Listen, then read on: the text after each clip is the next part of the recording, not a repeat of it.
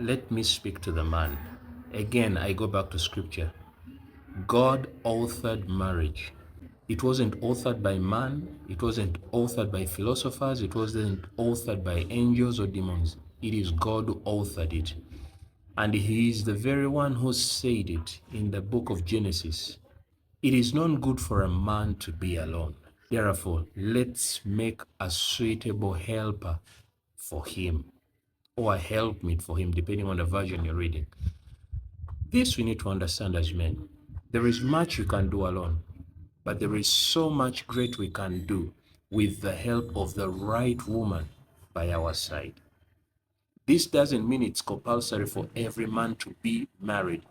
We see Jesus mentioned about it in Matthew, that not everyone is destined to marry. Some have been called to be celibate. But if you have been called to marry, then that means you will do better in life when you are married to the right woman. As a man, it is important for you to understand what is your role as a man by the virtue of being created first and God imparting knowledge to the man and enabling him to participate in the naming of all that God created. It means that God gave man vision. As a man, you need to have vision. Where are you going? Not man-made vision, but God-inspired vision. You have to ask yourself this question. Where does God want me to head? Where is He leading me? What has He created me for here on earth? What does He want to accomplish through me? That gives perspective to everything you do in life. It gives perspective to the gifts and talents you have, the passions you have in your heart. Maybe you have a passion for being a footballer, a passion for being a statistician or a doctor. And that's not all there is to it. There are more passions. All these align with God's purpose for you as an individual. Once you understand that, then it informs you on the kind of woman that you need in your life. You have to ask yourself this question. You don't just get a woman simply because she has a good body type or a good skin complexion or because she knows how to speak well or smile well. Those are good. As a man, we are attracted by what we see. But we do not end at that. We have to seek to know the character of the person. You look at the woman that you're attracted to. Is she able to be the helper in the vision and the goals and purpose of your life that God has destined for you? Do not just marry for the looks, marry for the character and potential and ability. Sometimes the woman that you want to marry may not yet be at that level.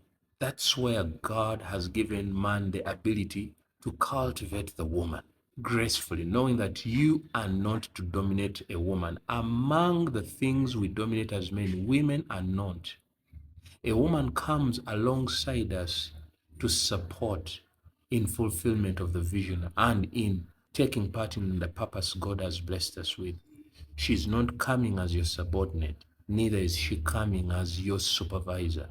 She's coming in as a helper.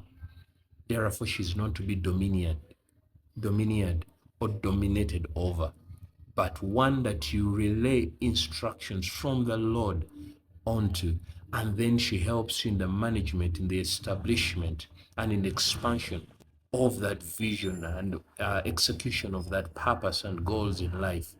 So pay attention to the kind of woman that you are attracting into your life. Pay attention to yourself first. Are you the kind of man that is going to be a great leader? Do you understand God's mandate for you and the vision?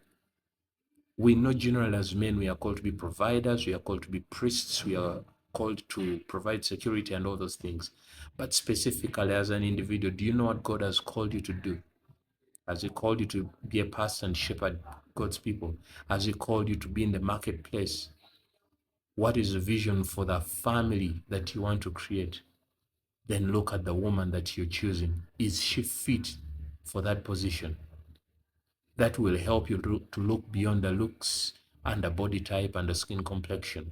But you look at the reasoning, the perception, the mindset of the woman that you're taking in. Can she handle that pressure? Is she teachable? Because you're going to help teach in the part of cultivating this woman. Is she teachable? If she ain't, then do not waste time asking her out at that moment. Wait. God may have showed you that this is going to be your helpmate, but it may not yet be the right time to take her on. He may still be doing some work in her life independently before you take her on into your life. And then he's going to continue doing some more work in both your lives when you get married. Involve God in the decisions you're making when it comes to determining who is going to be your wife. That is very key. I hope this makes sense. I may not have exhausted everything, but remember, God said man is head of a woman. That places a big responsibility on you as a man. If you are the leader in any organization, it puts a big responsibility because you do not want to lead that organization down to the drain. You want it to grow and become better. So as a head of the home, you want that family to grow and you want to make the best use of your wife as a helper. She's coming with her own brain and heart and hands that you need to entrust her with responsibility. You need to entrust her to operate in the role as God has designed her to operate in. God has called us as men to love. When you choose to marry that woman and make her your wife, you are mandated to love on her as Christ loved the church. So remember again, marriage is ordained and authored by God, not by man. It's his rules and principles and guidelines that we follow, not those of man. Let not the world teach you the principles of marriage. Only God, through his Spirit, should teach you the principles of marriage and act in accordance with his guidelines. God bless you.